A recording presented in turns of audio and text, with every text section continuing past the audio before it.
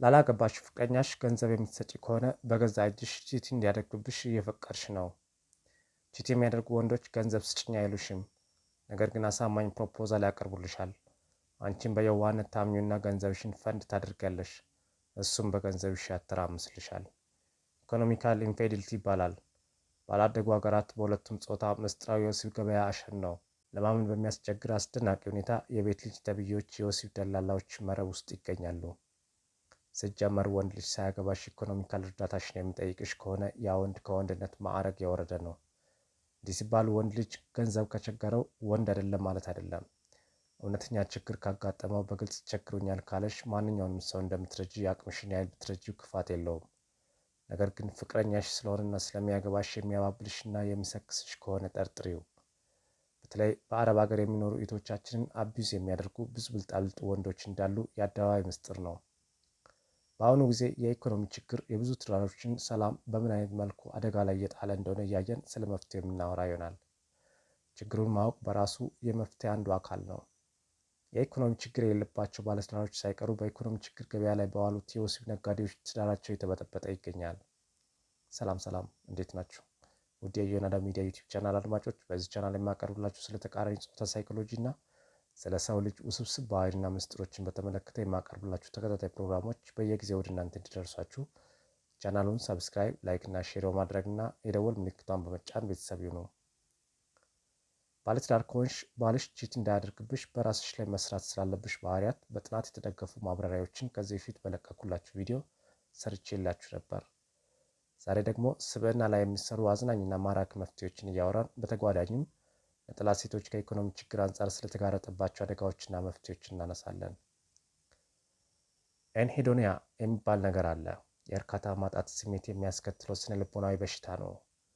ብዙ ጊዜ የዚህ በሽታ ተጠቂዎች የኢኮኖሚ ችግር የሌለባቸው ናቸው። ያሹትን ቢበሉ ቢጠጡም፣ ዘናጭ ቤት ቢኖራቸውም፣ ቆንጆና ጸባይ ሰናይ ሚስት ቢኖራቸውም ይህ ሁሉ እርካታ የማይሰጣቸው ሰዎች አሉ። እንዲህ አይነት ሰዎች እርካታን ፍለጋ የሚያመሩት ከተለያዩ እምቡጥ ቆንጆ ሴቶች ጋር ወሲብ በመፈጸም ትንሽ እርካታ ለጥቂት ደቂቃዎች ለማግኘት ይንከራተታሉ። ለዚህ ደግሞ አሁን ያለው የብዙሃኑ የኢኮኖሚ ችግር በገንዘባቸው የፈለጉትን ሴት በቀላሉ እንዲያገኙ በር ከፍቶላቸዋል። ታዲያ ባልሽ የእርካታ እጥረት ችግር እንዳለበት ካስተዋልሽ አዝናኝና ማራኪ እቅዶችን አውጥተሽ አለማምጂው። አንደኛው ሁለታችሁ አንድ ላይ ምግብ የሚሰሩበትን ወይም የግቢያችሁን እጽዋትና አትክልት የምትንከባከቡበትን ፕሮግራም ማውጣት ነው። የጋራ ቱር የማድረግ እቅድ ማውጣት፣ ከቤተሰብ ጋር የመዝናናት ፕሮግራም ማውጣት። ሁለተኛው ፓርቲሲፔሽን ኦፍ ክሪኤቲቭ አርት ይባላል። የአርት ጥበቦችን መጠቀም ነው። ፊልሞችን በጋራ የማየት ፕሮግራም ማውጣት፣ የምታደንቁትን አርቲስት በአካል ሄዳችሁ በማግኘት በጋራ ከሱ ጋር ጊዜ የምታሳልፉበትን እቅድ አውጡ። አንድ መጽሐፍ ምረጭና በጋራ የማንበብ ፕሮግራም አውጡ። ባልሽን በመጽሐፍ የማንበብ ሱስ ውስጥ ከተብሽ ማለት የስብዕና ሕክምና ተቋም ውስጥ እንደከተትሽ ቁጠሪ።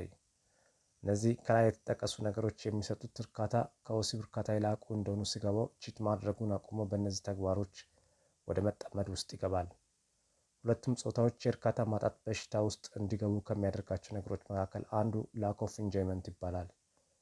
ባላደጉ ሀገራት ከኢኮኖሚ ችግር የተነሳና ከእውቀት ማጣት የተነሳ መዝናናት ሲባል መጠጥ ወይም ሌላ ሱስ አሊያም ወሲብ ብቻ የሚታያቸው ብዙ ሰዎች አሉ። ባልሽ የስራ ውጥረት ካለበት፣ ሳድ ሙድ ካስተዋልሽ፣ የወዳጆቹን ወይም የቤተሰቦቹን ስልክ ማንሳት እየደበረው ከመጣ፣ ኔጌቲቭ ነገሮችን ማውራት ካበዛ፣ ማማረር ከጀመረ፣ ላው ኤነርጂ ከተሰማው፣ የመድከም የመሰልቸት እና እንቅልፍ የማጣት ነገር ከወትሮ በተለየ ከታየበት በፍጥነት እነዚህን ከላይ የተጠቀሱ አዝናኝ እርምጃዎችን መውሰድ መጀመር አለብሽ። ነጠላ ሴት ከሆንሽ ለፍቅረኛሽ ይህን ያህል መልፋት ላይ ይጠበቅብሽ ይችላል። ገና ለገና ሳያገባሽ እንደዚህ አይነት ችግሮች ከታዩበት ምርጫሽን ቆም ብለሽ አስቢ። ባለትዳሮች መልፋት ያለባቸው ትዳራቸው እንዳይፈርስ ነው። አንቺ ጋር ግን ምርጫሽን የማስተካከል ነፃነቱ አለሽ። ሴቶችን መጠለብ ስራቸው ያደረጉና በዚህ የሚተዳደሩ በርካታ ሰነፍና ማፊያ ወንዶች አሉ።